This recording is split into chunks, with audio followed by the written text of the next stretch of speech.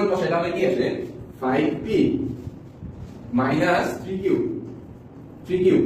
আর plus b এর জায়গায় যদি b এর মান বসাই তাহলে কি আসে p প্লাস 7q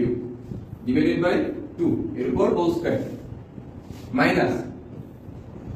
এর জায়গায় যদি এর মান বসাই 5p মাইনাস 3q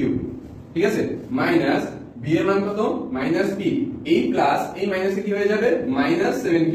ঠিক আছে বুঝতে পারছেন প্লাস মাইনাসে ঝামেলা এখানে প্লাস আছে এটার আগে আছে মাইনাস তাহলে কি হয়ে যাবে প্লাসে মাইনাসে মাইনাস 7q ডিভাইডেড বাই 2 এর উপর হোল স্কয়ার আশা করি বুঝতে পারছো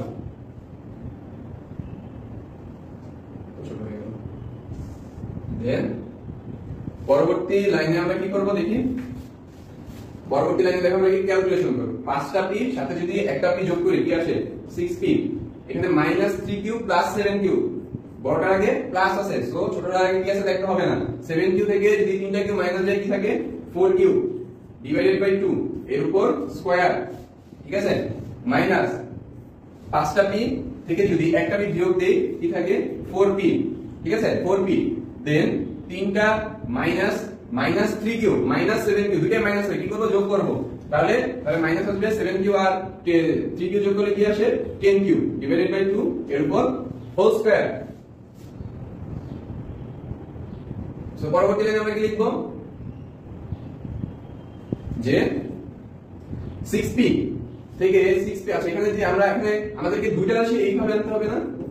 এর বর্গ রূপে আনতে হবে না এখানে তো 2 একটা এক্সট্রা হিসাব আছে এখানে কি আমরা 2 করছিলাম দুইটা রাশি ভগ্নাংশ হিসাব করতেছে দুইটা রাশি আসছে ভগ্নাংশ চলে আসছে সো আমাদেরকে 2 সরাতে হবে এখন আমরা এই 2 কিভাবে সরাবো দেখি আমরা উপরে 2 কমন নিতে পারি এখান থেকে 2 কমন নেওয়া যায় তাহলে 2 কমন নিলে এখানে কি থাকে কমন নেওয়া মানে কি ভাগ করা তাহলে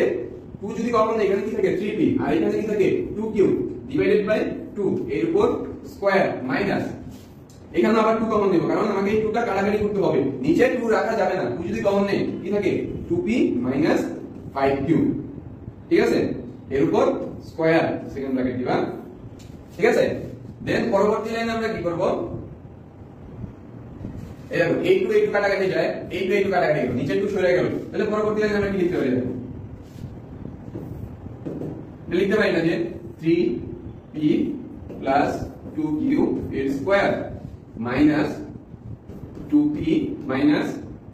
5q এর স্কয়ার এটা কি आंसर লিখতে পারি দেখো এই একটা রাশি এই একটা রাশি